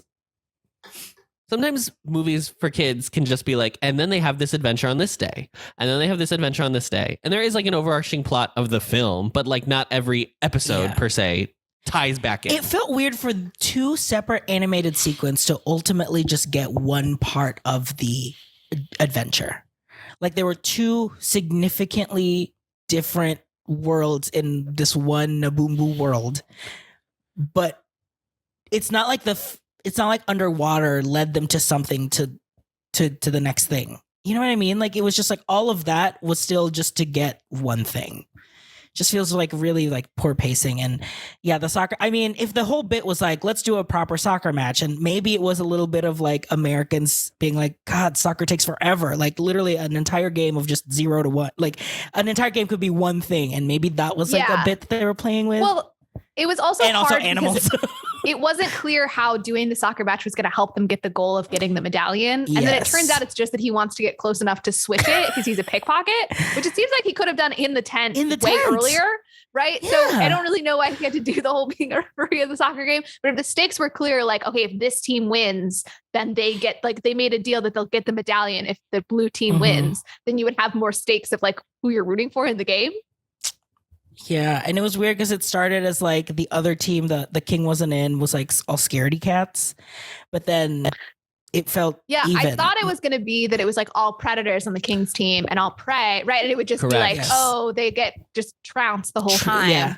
But then they're like, no, there's a cheetah on this team and he's good, and the hippo's actually pretty good too. And I was like, oh, okay, so and it's the just kangaroos, so I'm like, okay, soccer. So we're just doing. They kept bits. making jokes about how it was like, oh, he's really going to regret being a referee, and he keeps getting run over by the animals. But there's no like thing or like, oh, and then once they get a goal, that means we all eat the referee, as we all know. Like you expected there to be more payoff of why you don't want to be the referee. listeners, not a single song, not a single score of music. It's weird. There's not like a song going on during it where they're like soccer, soccer, soccer, soccer, doo, doo, doo. Nothing. There's nothing. It's weird. It's also, just sound effects. Sorry to be a comedy stickler, guys, but actually, he gets run over 3 times, and the 3rd time something different should happen, but it doesn't. So that kind of breaks the rule of 3. Please bring this character back for every episode. Yes, the comedy just stickler. the comedy like milady like person. Yes, I tip my hat to you. Yes. But you know what comedy bit did make me laugh every time? Oh, RJ loved this. The vultures, baby. The vultures with the with the thing. Because let me explain the joke. Vultures. Yeah. Good. Please explain the joke. They will eat dead Carrion. things. Yeah. So the bit was that they were so excited to pick up someone that was either trampled or could be dead because they necro eaters. necro eaters. Yeah. But then necro and vibe. There's got to be a Latin for eating. necrotarian. Necrotarians. Yes. But Brown revives every time, so then they are like fully like. Well, they're animated very funnily. I mean, they're like very like. They're the opposite of what the like knights in armor are later in this movie, where they like move around a lot, and the knights are like. The soccer sequence really is a celebration of what are all the different ways we can make these animals move. So if that's your vibe, is like enjoying animation. Yeah, it's Looney Tunes. Maybe it's fun. You could have Looney Tunes. Clip the entire soccer game out, and it was like an episode of like Merry Melodies, or like they're like animated shorts. It's the thing. Yeah. It always harkens back to the thing of like when Walt was making Snow White and the Seven Dwarfs, and he had the like if you came up with a visual gag for the film, you would get a bonus nickel. And so like that is why Snow White and the Seven Dwarfs has like so many visual things going on in that film, because you people get a nickel. Yeah, I guess, or a dime. That wasn't something even like that. I know it was the 30s, but come on. Listen, people were broke bitches then, Molly, and that was the scientific term for it. Okay. Yeah, that's it. That's all I have. Anything else? Talk about the movie. Good. Look, it was a movie. We talked about it out of order. Out of order. But I think you got all the important parts. And I think so too. We know my mom didn't have a good time. And you're hanging out with a kid who might like it. Go ahead and watch it. I'm not saying don't. Probably don't seek it out. It's a fun movie to have like while you're doing chores. Just put it on the TV while like vacuuming, washing dishes. I do think the strongest part of this movie is like the visual effects. I think they're like super cool, and it's fun to see. I mean, now that we're in like such a everything is visual effects, and these are like true like special like actual like tangible real shoes that are like doing the soft shoe. Like don't just stop at the shoes. Don't bring up any more. The huge stockings that are just walking around. Yeah, Liz legs just walking around. Legs with 2 G's. Yeah, the hose that was walking. Yes, around. the cum in the egg. Yeah. Yeah, that's fun. I mean, there are aspects to it that are like worth watching. I don't think it's like a waste of time. But it's of all the movie musicals I've ever seen, I wouldn't be like, and I gotta see that one again. Because the cat. That's the wrong voice. I don't. She has a great Peter motorcycle Griffin. riding outfit in the very first scene. Oh yes, with the yellow smoke. I love her skirt too, like a wool skirt. It's so good. I love this. I love this vibe of like witch. Like it's not frumpy or homely. She's kind of pretty cozy. chic, actually. Yes. She's just a cozy witch. Cottage core. Can I ask Cottage this before core witch? Cottage core for sure. Can I ask this question before we move on? Molly, are you a witch? Molly, we must know. Are you a witch? The Vavitch. No. I must know. As a child, yes. did you have a bed with like a proper frame, or was it just like a bed frame where it's just like on the bottom? Do you know what I'm saying? The difference? I had first I had bunk beds, so those were obviously great. I never did. My sister. I hated it. College was the Then only I had time a I had it by loft myself. bed. Oh, the dream. So that was so obviously cool. framed as well for logistical reasons. And then I believe when I moved into the room that I had in high school, I think my parents actually gave me their bed because they got a new bed. And theirs was actually a 4-poster. So when I had it, I think it was one of those that you could take the long post off and just have it be a shorter, like not shorter to the ground, but like you just had a little bed knob on it instead of like a long. But when I remember being a child and my parents had like long, big pillars on 4 sides of the bed, essentially. Yeah, 4-post. Yeah. So even like taller than the ones in this movie for sure. Yeah. So I think that was the bed that I used when I was in high school. What did you have? Well, growing up in the Philippines, because to save on air conditioning, I actually grew up most of my time. We all slept in one room, and I just had like a futon mattress on the floor till I was like 10, maybe. Heat rises. Heat rises? What does that mean? It means heat rises. Okay. Like So it was that's why saying that you were cooler because you were I was sleeping on the cooler floor. on the ground, yeah. Yeah. And then we also had trundle beds too, like growing up. Like so it would just pull out. My brother's bed would pull out, and then I would sleep on the bottom trundle. I actually now have a Japanese futon in my apartment. So I am sleeping on just like a mat on the floor. Oh, fun. How very, minimalist. Love it. I only Adam, tell us about your bed situation. I had a bunk bed as a kid for a couple years, and I slept on the top bunk just because I wanted to. And no one else slept in my room. So it was just, Gotcha. it's just a bed. Just a ghost underneath. And then I just had like, when I finally graduated to like a full or like a double, whatever it's called, a full size bed. It was just like the frame underneath, just like that square that you. I never had a headboard until like when we had. Yeah, I never had a headboard until I got like an IKEA bed. Yeah. An IKEA bed that then I slept on. Yes. Oh, that's right. Hemnes. I bought it from you. Yeah. Miss Hemnes herself. Mm-hmm. So I will say I'm so jealous that your parents had a 4-post bed, because I have always loved the idea of a 4-post bed with the curtains and the whole like privacy. I don't think they definitely never had side curtains. I don't even remember if they ever had a canopy above the bed. I think they just had the posts. Yeah. But our house growing up is extremely not to the level of opulence, but the house in Home Alone. That Ethan Allen colonial inspired jewel oh my God. tone. You're taking me there. Very much the style of my house growing up. Wait, that was the house we went to when we visited, right? Yeah. Yeah. Oh, Okay, it was? Oh, Do you remember that? I think, because you had like a long staircase in our dining room. Yeah. Yes. So I think you saw our living room area was a lot of that sort of like colonial style. Yeah. furniture. Traditional. Yeah. Great. I love that. I've always wanted a 4-post bed. Oh, well. And you know what, Adam? You'll never get it. And you know what? You'll never get it. Especially if you want to move to Seoul, girl. Okay. You think you're moving to Seoul? We're moving on. We're moving on. Okay. Okay. So let's talk about critics and the critic reception of this film. Roger Ebert from the Chicago Sun-Times, my stalwart. Honestly, it's just that his every single thing is archived perfectly. Yeah. It's free to access.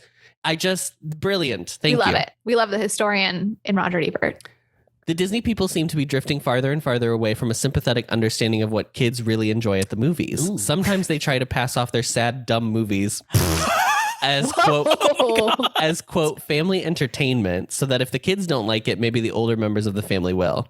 This is a pathetic sort of self-deception on their part, I guess. The Disney organization is worst when it makes quote family entertainment, and best when it sticks to pure, simple, charming fantasy. Wow. That's the harshest review I feel like we've heard from Roger Ebert. I think so. Agree. And it does speak on the like, yes, there is an issue of like that we should elevate, like family entertainment.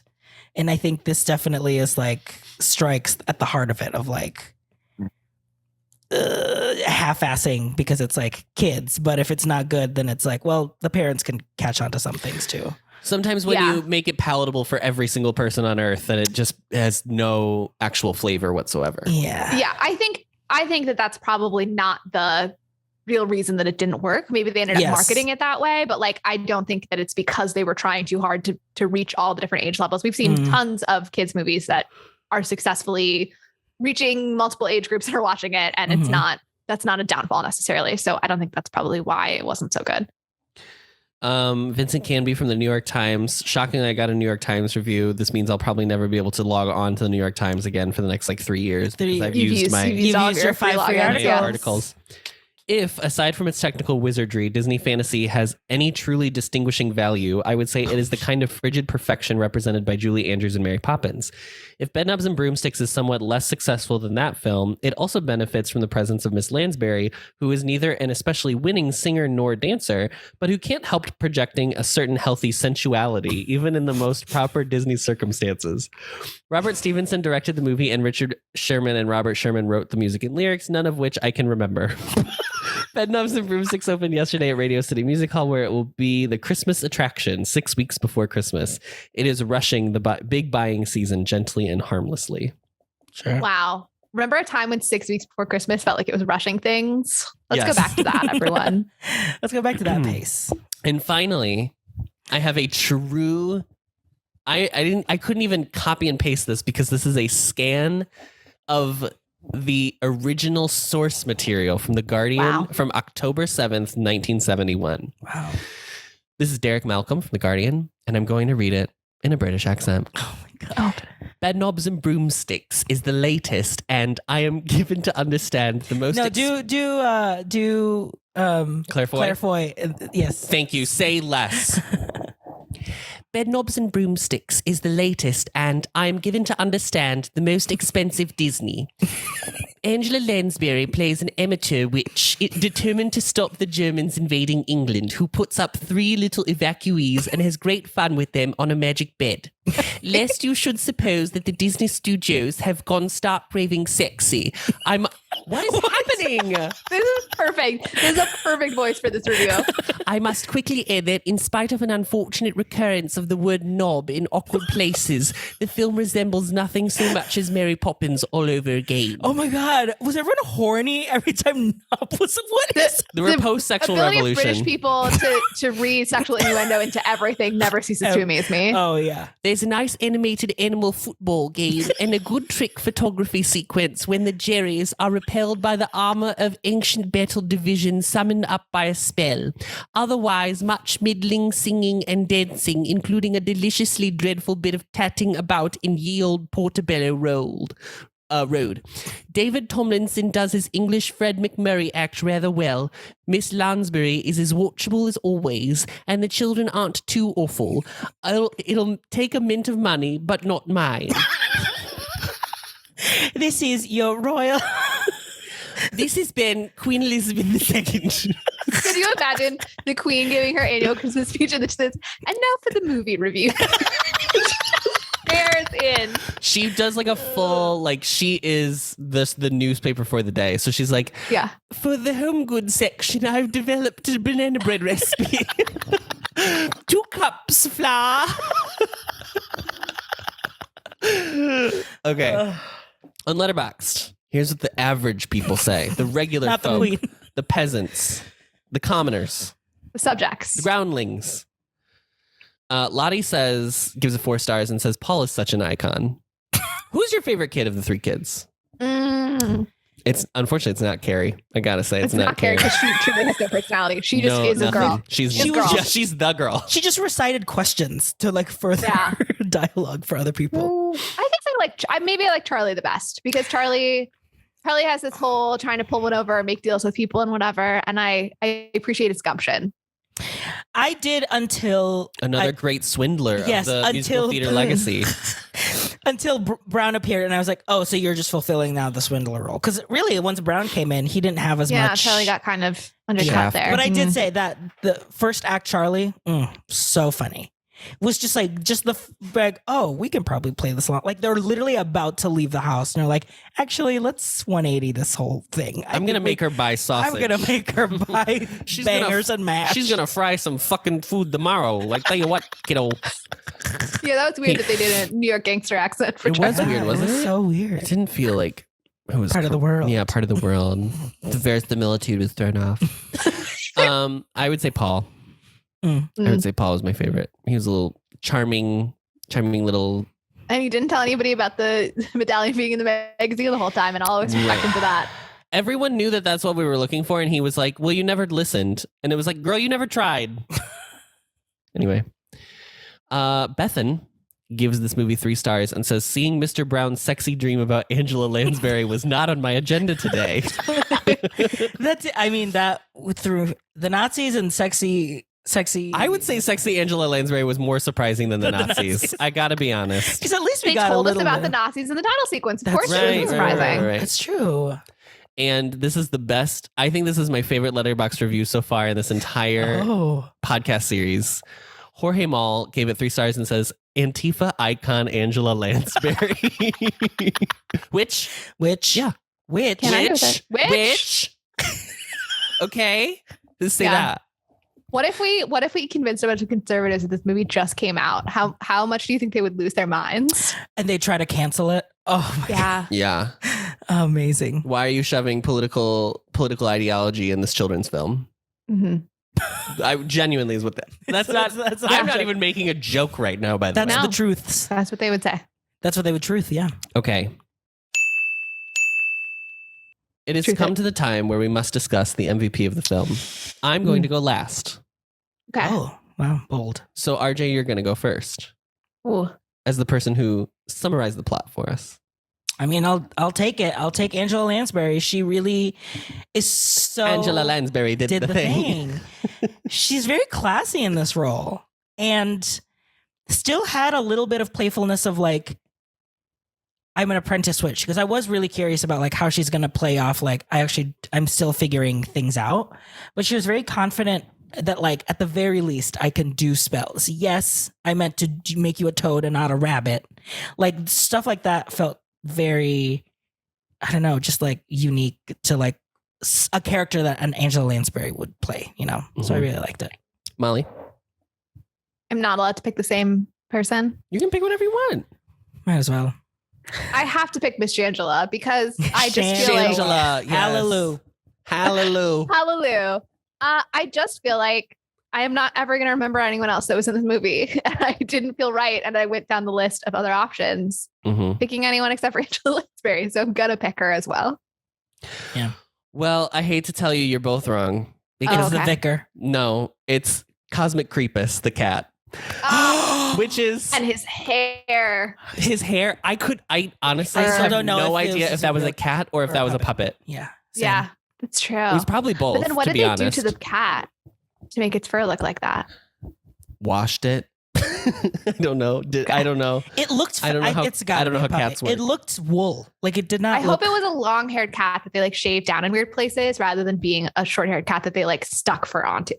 If It it gave extensions. if it is a puppet, it's just add it to the list of great black cat puppet icons. This this in Salem. Salem. Yeah. That's really it. Yeah. But The Remember Sabrina Pantheon. the Teenage Witch? Maybe that's what I was trying to remember was Sabrina. Was there ever? Oh, was she ever Good in Witch? that? Oh, Good Witch. Yeah. Sabrina the Teenage Witch. You're yeah, right, she's from the Archie comics. And I watched that What? show.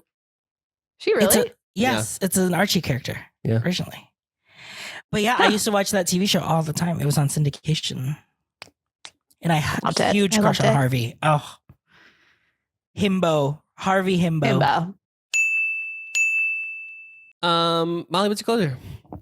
My closer is give one of your co-hosts a cozy witch name. Like Eglantine Price. Mm-hmm. Molly, I'm going to give you Eglantine Price.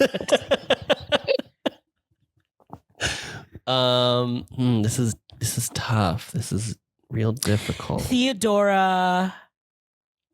Who's it for?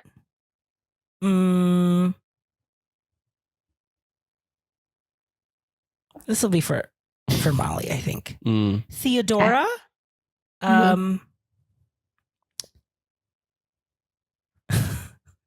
Cristalina Delacroix of the third house from the of house of yeah, it just ends up being a drag queen name.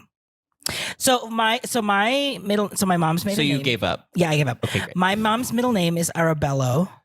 Yes, And yes. I want to say there was a character in something that I read or watched or whatever where a character's name was Arabella.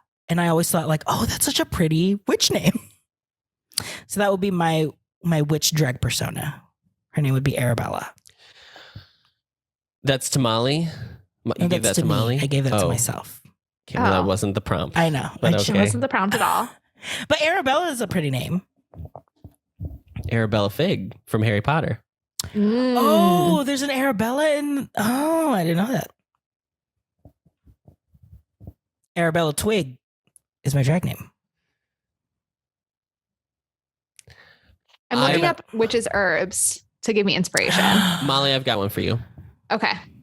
Your name is Eugenia Thorpe Missile. Wow. I've never Wow. felt so seen. Oh my God, the adventures of Miss Eugenia Thorpe Missile, and it's you Yeah. going town to town in like the English countryside. You sell Yeah. Mary Kay. No, Okay.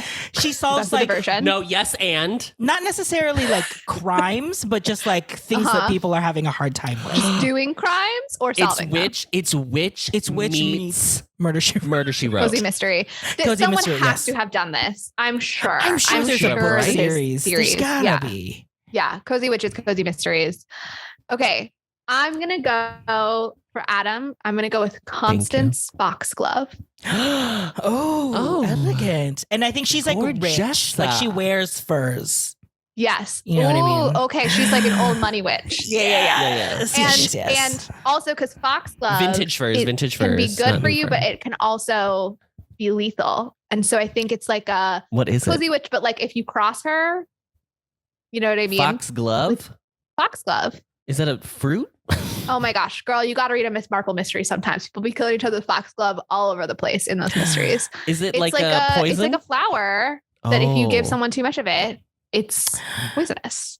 Like arsenic almost, kind of. Yeah. Where It might even have it. I feel like purchase Shut up. Foxglove. I think it's pretty discoverable on a toxicology. Before and you go ahead with Instacart. that. It's like a pointy lilac. It's like a stand. Oh, it's it's so like pretty. a pointy hyacinth almost. How do you die from it? Can you die from foxglove? All parts of the plant are poisonous, Possibly even deadly if swallowed. How fatal. Due to the presence of cardiac glycosides, mostly digitoxin, foxglove leaves are poisonous to human and may be fatal if ingested. Wow, that's wild. Death is unlikely, says University of Florida Health. Okay. Well, if you're reading Miss Marple, it's 100%. Well, there's no medicine back then. But a cozy in the 1920s. Yeah. But Cozy Witch, Cozy Mysteries. Cozy Witch, Cozy Mysteries. Miss Foxglove is here to figure it out or whatever. I'm picturing like a full Poirot Murder in the Orient Express, but with Eugenia Foxglove as like a rich patron that rode this train and it suddenly abruptly stopped. Was it Eugenia? It's Constance Foxglove. Constance. It's Constance. I'm Eugenian You're Thorpe, Eugenian. Thorpe Missile. Thorpe Missile. Like misanthrope, but backwards. Cute. And mistletoe. Gotcha. And gotcha. mistletoe. Okay. That's cute. If anyone wants to make fan art of the three Cozy Witches, What was yours Yeah. actually? It's just Arabella. I think. Arabella It's just a Fig. one. Arabella. one Well, name. give me a fun last name. Arabella Witch Hazel, or an herb. I did also Arabella find Nightshade. Rue as a Hazel like Nightshade. witchy. Hazel Hazel Nightshade. Nightshade seems a little It's too too like that sounds a little drag. too like a or like Get on a up. It's a little Tim Burton. It's a Yeah. little Tim it's a little Burton. no. I think it should be Arabella Rue. And I'm the- ROUX. RUX. RUE. Oh. RUE. It's another Oh. herb. And I'm the cook. I'm It's the one also that a cooks. street. Rue de Arabella. Yes, and I'm the one that cooks. I've decided. I think all Okay. witches cook. I think that's kind of the whole. Not That's interested the in being a whole witch anymore. thing. Then I'm over it. I'm over it. You can be the one who keeps the books. So you're Yes. Yeah. I'll be the accountant witch. That's much more nicer. Yes. It takes all kinds to run a coven. A coven, which is 501c3 or whatever. Yes. Yeah. An I'll be LLC? incorporated with Absolutely. not-for-profit status. That'll absolutely. do. Thank you so much.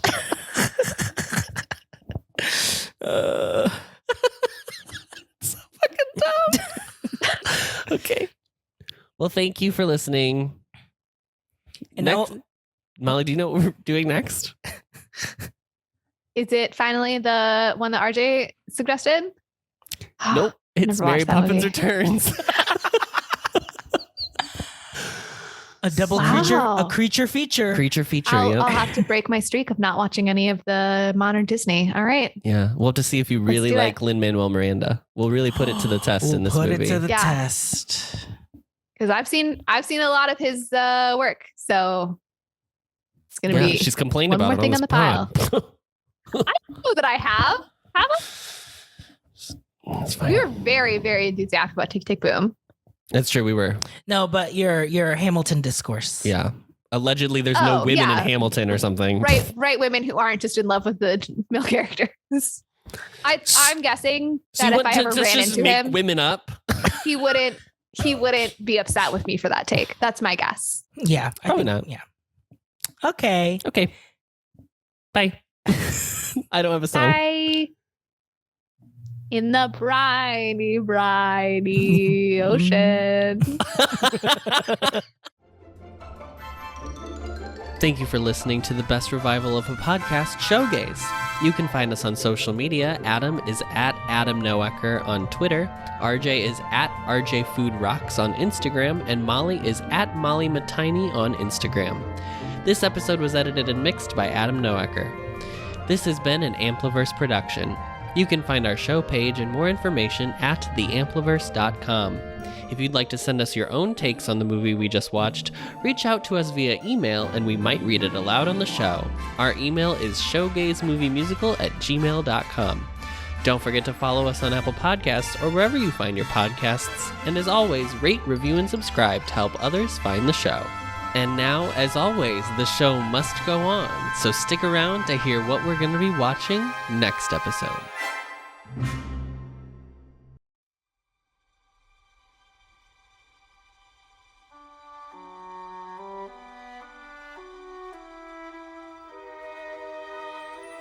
I honestly can't remember why we kept most of this stuff to begin with. Don't you remember that kite? We used to love flying that with Mother and Father. Those days are long behind me.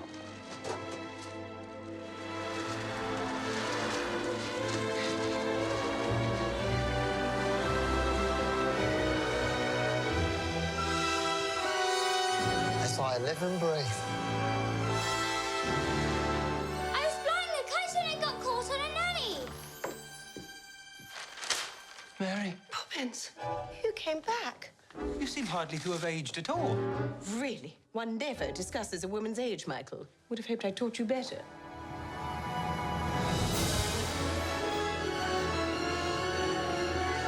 What brings you here after all this time? Same thing that brought me the first time. I've come to look after the bank's children. Us? Oh, yes, you too. We're about to lose our home. Everything's fallen to pieces since your mother. I miss Mother. Nothing's gone forever, only out of place. It's a good thing you come along when you did, Mary Poppins. How'd you do that? Do what?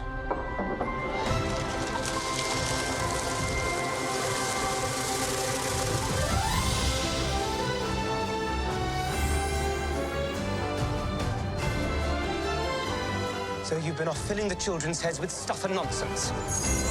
You've forgotten what it's like to be a child.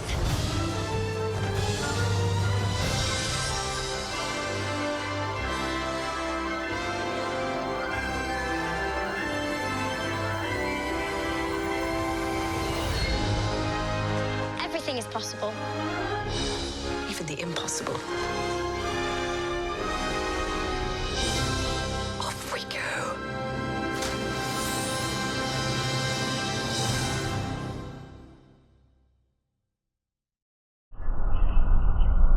Discovering voices. Building worlds. The Ampliverse.